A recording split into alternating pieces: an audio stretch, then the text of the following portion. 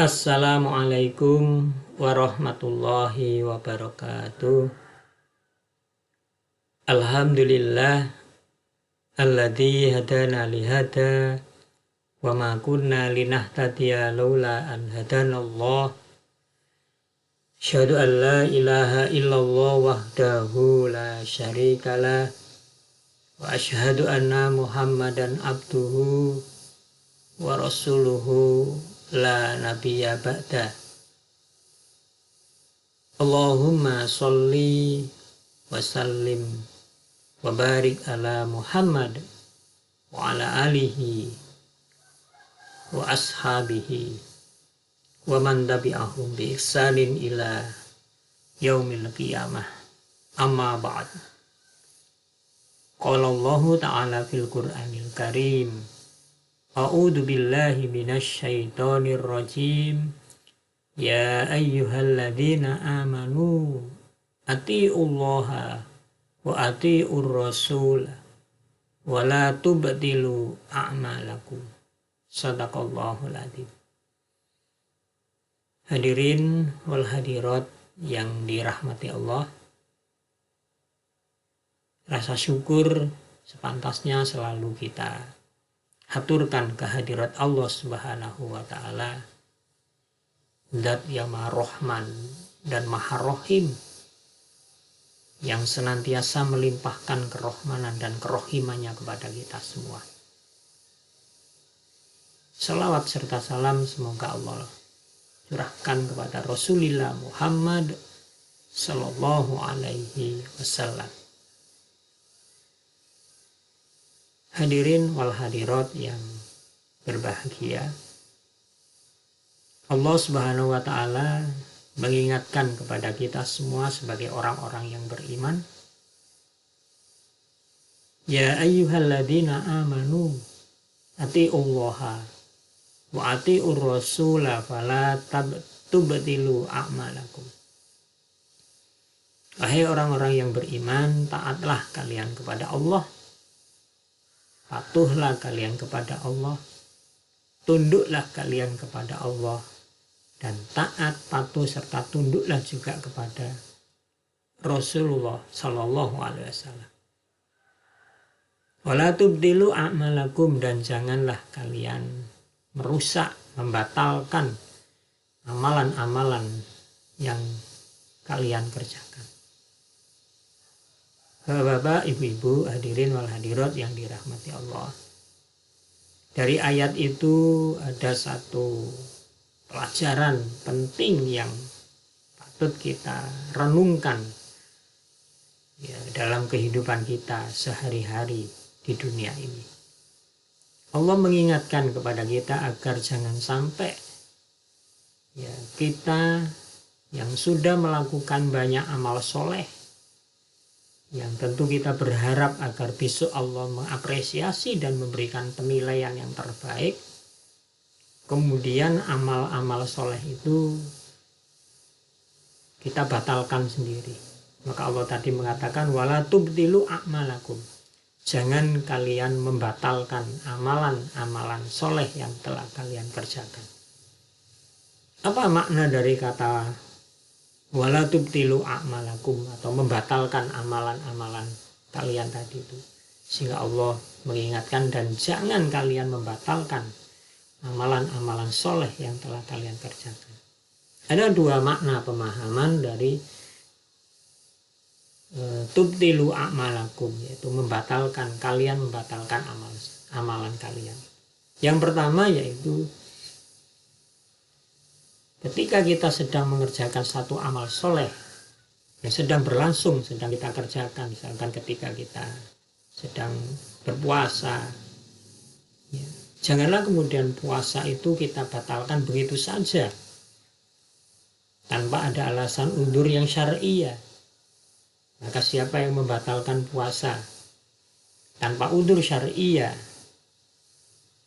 karena hawa nafsunya, maka itu termasuk melanggar ketentuan-ketentuan Allah.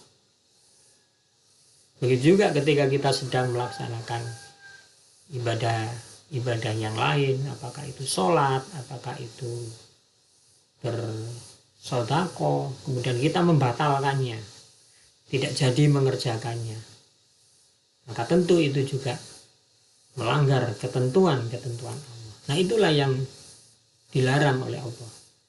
Ini adalah makna yang pertama. Jadi wala tubtilu a'malakum itu artinya jangan kalian membatalkan amalan-amalan soleh yang sedang dikerjakan. Kemudian yang kedua, makna dari kata tubtilu a'malakum, engkau membatalkan amal perbuatan itu artinya bukan amal perbuatan yang sedang dikerjakan itu yang dibatalkan, tapi yang dibatalkan itu adalah keutamaan atau bahasa kita pahala dari amal-amal soleh itu. Amal soleh yang sudah dikerjakan yang harusnya berpotensi untuk diberi pahala oleh Allah Subhanahu wa taala, diapresiasi oleh Allah Subhanahu wa taala, tiba-tiba kemudian dirusak nilai pahalanya itu, sehingga amalan-amalannya itu menjadi batal karena tidak ada nilainya. Jadi nilainya hilang, nilainya hangus, terbakar.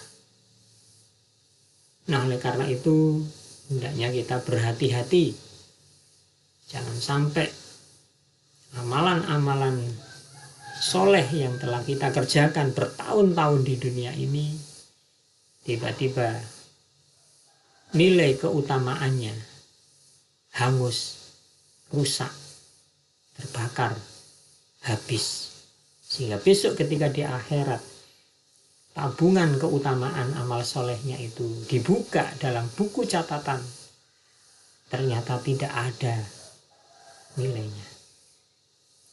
Nah, bapak-bapak, ibu-ibu, hadirin wal hadirat yang dirahmati Allah, lantas apa saja yang bisa menyebabkan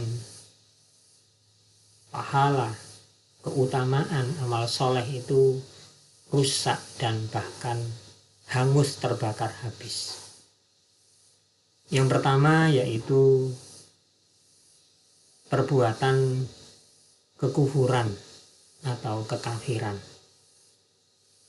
Orang yang berbuat kekafiran atau kekufuran, mendustakan akan Allah, Rasulnya, ajaran-ajarannya, maka pahala amal kebaikan yang telah dia kerjakan akan hilang, musnah. Allah Subhanahu wa taala menegaskan di dalam surat Al-Maidah ayat yang kelima. Allah menyatakan wa may yakfur bil imani faqad habita amaluhu wa huwa fil akhirati minal khosirin. Wa may yakfur bil iman, barang siapa yang kufur, yang kafir, yang mendustakan ajaran-ajaran Allah sesudah ia beriman, tidak mau menerima hukum-hukum syariat-syariatnya Allah sesudah dia beriman, fakot, maka sungguh habita amaluhu, hapuslah pahala-pahala, keutamaan-keutamaan amal perbuatannya. Wa huwa fil akhirati minal khosirin, dan besok di akhirat dia termasuk orang-orang yang merugi. Bagaimana tidak merugi? Dia sudah banyak melakukan kebaikan-kebaikan, tapi hilang begitu saja karena tiba-tiba dia berubah menjadi kufur atau kafir. Bahkan di dalam surat An-Nur ayat yang ke-39, Allah juga menegaskan walladzina kafaru a'maluhum kasarobim biqi'ah, dan amalan-amalan orang-orang yang kufur, yang ingkar, kasarobim biqi'ah, kata Allah, laksana fatamurgana yang ada di tanah yang datar. Yang namanya fatamurgana itu tidak nyata, tidak real. Dalam bayang-bayang ada, tapi ketika didekati maka dia menjadi tidak ada. Nah, itulah perumpamaan pahala amal soleh yang dikerjakan oleh orang-orang yang ingkar, yang kufur tadi itu, yang seakan-akan ada tapi sesungguhnya ketika didekati tidak ada. Bapak-bapak, ibu-ibu, hadirin wal hadirat yang dirahmati Allah, perbuatan kekafiran seseorang, jadi sikap kekufuran, kekafiran seseorang itu terbagi menjadi 3. Yang pertama yaitu orang-orang yang beragama selain Islam. Dalam konsep ajaran Islam, orang demikian itu disebut sebagai orang kafir. Jadi orang-orang non-Islam itu apapun ininya, ya Al-Quran menyebut mereka sebagai orang yang kufur, orang yang ingkar karena tidak percaya terhadap Allah, tidak percaya terhadap Rasulullah, tidak percaya terhadap Al-Quran. Ya. Maka di dalam surat Ali Imran ayat yang ke-85 Allah menegaskan, wa may yabtaghi ghairal islami dina fala yuqbala minhu wa huwa fil akhirati minal khasirin. Wa may yabtaghi ghairal islami dina, barang siapa yang menganut, mengikuti aturan-aturan agama selain aturan-aturan Islam, selain agama Islam, fala yuqbala minhu, maka sekali-kali tidak akan diterima apapun yang dia lakukan di dalam beragama itu. Sebaik apapun yang dia kerjakan, Allah tidak akan menerimanya. Karena apa? Karena dia tidak meyakini risalah ajaran yang diturunkan oleh Allah. Wa huwa fil akhirati minal khasirin, dan besok di akhirat dia termasuk orang-orang yang rugi. Mengapa rugi? Karena dia sudah berbuat kebaikan banyak, tapi ternyata Allah tidak memberikan apresiasi, tidak memberikan balasan kebaikan. Yang kedua, orang kufur, orang ingkar itu bermakna orang yang murtad, orang yang keluar dari agama Islam. Orang yang demikian pun juga amal-amal solehnya nanti akan hangus terbakar pahala yang ada di dalamnya. Di dalam surat Al-Baqarah ayat yang ke-217 Allah menegaskan, wa may yartadid minkum an dinihi fayamut wa huwa kafirun faulaika habitat a'maluhum fid dunya wal akhirah wa ulaika ashabun nar hum fiha khalidun.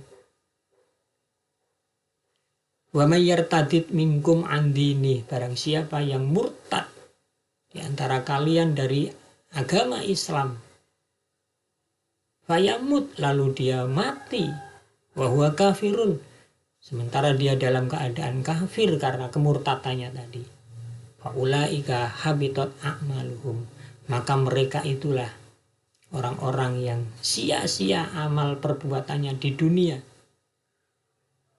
Ya, fit dunia, di dunia sia-sia. Wal akhirah, dan di akhirat pun juga sia-sia. Mengapa? Karena mereka telah keluar dari agama Allah. Wa ulaika ashabun nar, dan mereka besok akan menjadi penghuni neraka. Hum fiha khalidun, dan mereka akan kekal di dalamnya. Sungguh betul-betul rugi orang yang murtad dari agama Allah. Karena tidak hanya rugi di akhirat, tapi juga rugi di dunia. Nah, bapak-bapak, ibu-ibu, hadirin wal hadirat yang dirahmati Allah, maka mari kita jaga akidah diri kita, keluarga kita, kerabat kita, tetangga kita, saudara-saudara kita semua. Jangan sampai mereka mengalami kemurtadan. Karena orang yang murtad itu, kebaikan-kebaikan yang pernah dilakukan akan hangus hanya dalam waktu sekejap karena kemurtadannya. Orang berusia 50 tahun, dia beragama Muslim, beragama Islam, lakukan banyak amal soleh, tapi tiba-tiba dia murtad, kemudian sehari setelah dia murtad, maka 50 tahun kebaikannya itu oleh Allah tidak diberi apresiasi, tidak diberi nilai. Sehingga Allah tadi mengatakan habitat a'maluhum. terhapus semua pahala kebaikan-kebaikan mereka fid dunya wal akhirah, baik di dunia maupun di akhirat. Na'udzubillah min dzalik. Nah, makna kufur yang ketiga yaitu orang yang tidak percaya kepada ayat-ayatnya Allah Subhanahu wa taala dan tidak percaya terhadap hari bertemunya dengan Allah besok di akhirat. Di dalam surat Al-Kahfi ayat yang ke-104 Allah menyatakan ulaikal ladzina kafaru bi ayati rabbihim wa liqa'i fahabitat a'maluhum wala nuqimu lahum yaumal qiyamati wazna. Ulaikal ladzina kafaru, mereka itu orang-orang yang ingkar, yang kufur bi ayati rabbihim, terhadap ayat-ayat Rabb mereka, ayat-ayatnya Allah. Walikoihi, dan mereka juga ingkar, kufur terhadap berjumpaannya dengan Allah Subhanahu wa taala besok di akhirat. Maka fahabitat a'maluhum, maka hapuslah amalan-amalan mereka, hanguslah pahala-pahala perbuatan baik mereka di dunia. Fala nuqimu lahum yaumal qiyamati wazna, dan kami Allah tidak akan memberikan satu penilaian sedikit pun bagi amal perbuatan mereka besok pada hari kiamat. Nah, inilah makna dari kufur atau ingkar yang menjadi penyebab pertama hangusnya, hancurnya, rusaknya, hilangnya pahala sebuah amal soleh. Kemudian yang kedua yaitu perbuatan kemusyrikan. Ya, kemusyrikan itu ya terjadi karena seseorang menyekutukan Allah. Jadi orang musyrik itu percaya kepada Allah, tapi dia juga meyakini ada kekuatan-kekuatan lain yang bisa mempengaruhi hidupnya selain Allah. Maka dia menduakan Allah. Ya, jadi Allah diduakan, Allah diselingkuhi dengan keyakinan-keyakinan terhadap yang lain. Nah, di dalam surat Az-Zumar ayat yang ke-65 Allah menyatakan la in asyrokta la yahbatonna amaluka wa la takunanna minal khosirin. Dan jika kamu mempersekutukan Allah Subhanahu wa taala, la yahbatonna amaluka, niscaya akan hapuslah pahala-pahala amal kebaikan yang telah kalian kerjakan. Wala takunanna minal khosirin, dan besok di akhirat kalian akan menjadi orang-orang yang rugi. Nah, bapak-bapak, ibu-ibu, hadirin wal hadirat yang dirahmati Allah, kita juga harus berhati-hati dengan sikap kemusyrikan, karena sikap kemusyrikan itu terkadang muncul ya tidak terasa gitu ya.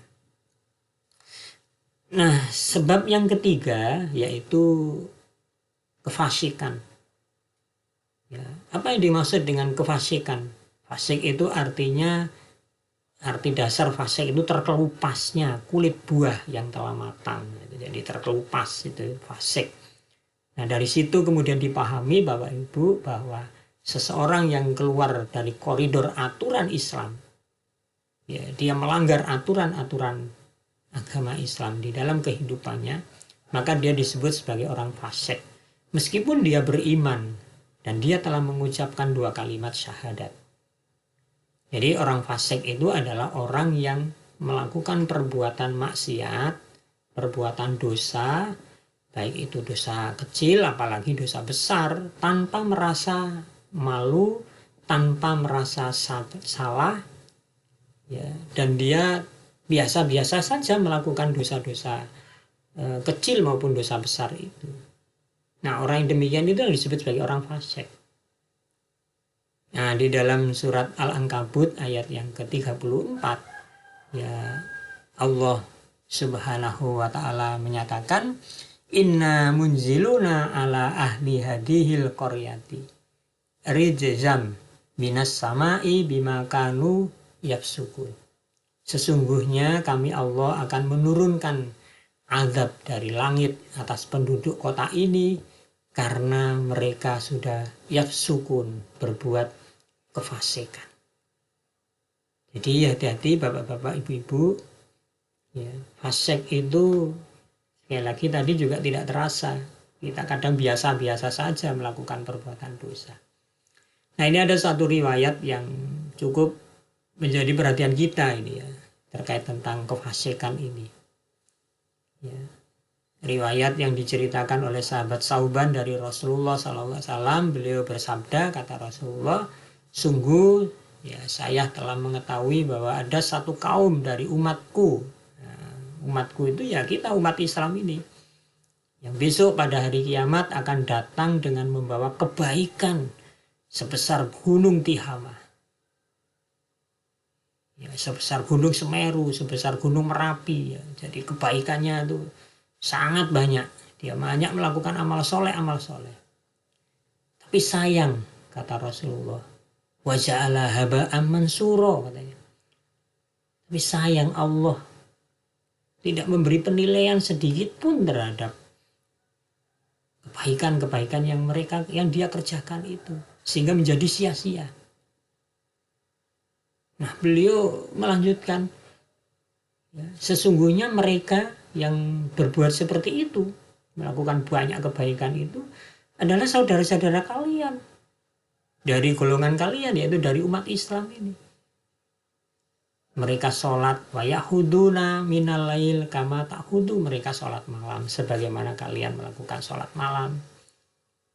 Walakinnahum aqwamun idza khalau bimaharimillahi intahakuha. Tetapi mereka adalah kaum umat yang jika kembali kepada apa yang diharamkan oleh Allah, maka mereka terus-menerus mengerjakannya. Mereka tidak merasa bersalah dan tidak merasa malu tadi itu berbuat kefasikan, berbuat dosa. Seakan-akan berbuat dosa itu sebuah hal yang biasa. Nah, inilah sebab ketiga mengapa amal soleh itu pahalanya bisa hancur karena kefasikan.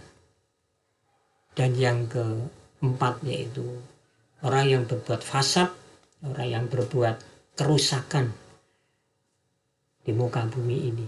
Sehingga Allah menyatakan di dalam surat Al-Baqarah ayat yang ke-27, alladzina yanquduna ahdallahi min ba'di mitsaqih wa yaqta'una ma amarallahu bihi ayyusala wa yufsiduna fil ardh ulaika humul khasirun.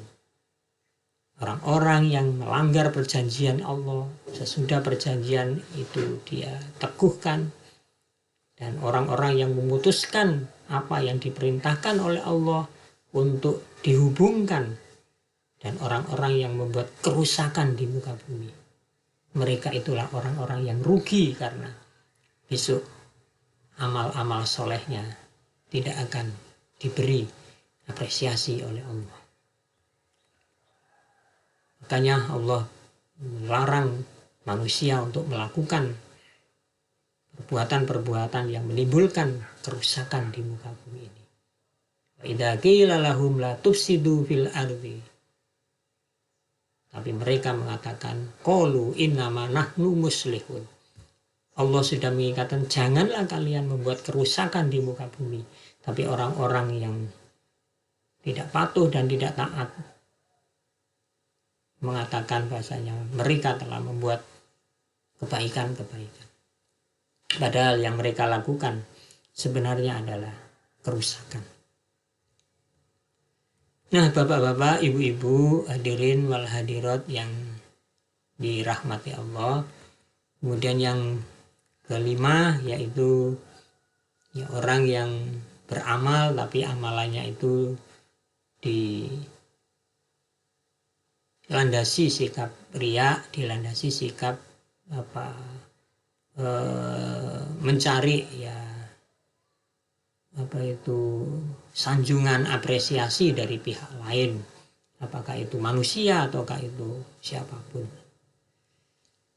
Rasulullah SAW pernah bercerita tentang 3 orang Islam yang beramal soleh.